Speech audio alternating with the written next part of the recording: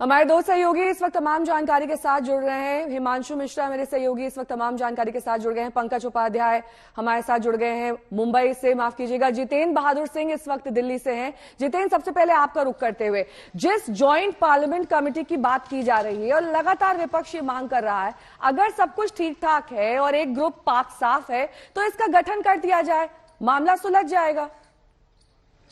बिल्कुल नेहा, विपक्षी पार्टियों की तरफ से यही मांग की जा रही है और यही वजह है कि आज 10 बजे विपक्षी पार्टियों के जो नेता हैं वो एक बड़ी बैठक करने वाले हैं, क्योंकि कल के बैठक के बाद जिस तरीके से संसद के दोनों सदनों में हंगामा हुआ और उसके बाद पहले 2 बजे तक के लिए संसद को स्थगित किया गया और उसके बाद पूरे दिन भर के लिए, तो विपक्षी पार्टियां ये मांग कर रही हैं कि इस पूरे मामले को लेकर के सरकार और सदन के अंदर एक जेपीसी बनाई जाए, जिससे कि दूध का दूध पानी का पानी अलग हो सके। और उनकी तरफ से यह भी कहा गया कि अगर ये नहीं हो पा रहा है तो सुप्रीम कोर्ट की निगरानी में इस पूरे मामले की जांच की जानी चाहिए। तो इन तमाम चीजों को, इन सभी मुद्दों को लेकर के विपक्षी पार्टियां आज फिर एक बार एकजुट हो रही हैं और उनका यह कहना है कि हिंडनबर्ग की जो रिपोर्ट आई है अडानी ग्रुप को लेकर के, उसमें काफी चेतावनी दी गई है और कई साजिश की उसमें जानकारियां दी गई हैं। तो इस पर सरकार की तरफ से जवाब देना चाहिए और इसी बात को लेकर के उनकी तरफ से नोटिसेस भी दिए जा रहे हैं।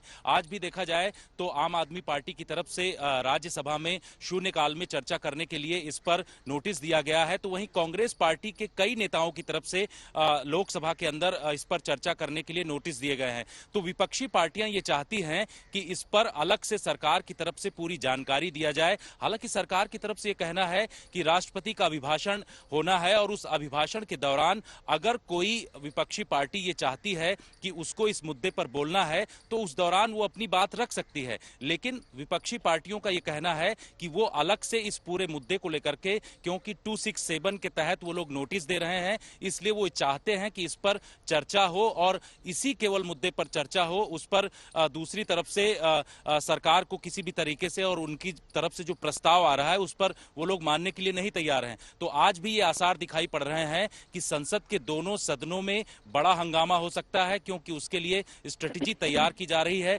विपक्षी पार्टियों के नेता सब मिल करके 10 बजे ये तय करेंगे कि आज किस तरीके से हंगामा करना है और यही नहीं, सड़कों तक भी जाने का प्लान है और सोमवार से कांग्रेस पार्टी अलग अलग जगहों पर संसद से सड़क तक यहां पर पहुंचेगी। ठीक है, जाहिर तौर पर यह अहम और प्रमुख मुद्दा अब विपक्ष को मिल गया है। पंकज उपाध्याय मेरे सहयोगी इस वक्त तमाम जानकारी के साथ जुड़ गए हैं। पंकज, देखिए, 3 शेयर्स को एएसएम में डालना, उन पर पूरी तरीके से निगरानी रखना, जाहिर तौर पर यह उतार चढ़ाव का जो अडानी शेयर्स का सिलसिला है यह अभी लंबे वक्त तक थमेगा नहीं और यही वजह है कि शायद टॉप 20 की लिस्ट से अब अडानी बाहर हो चुके हैं।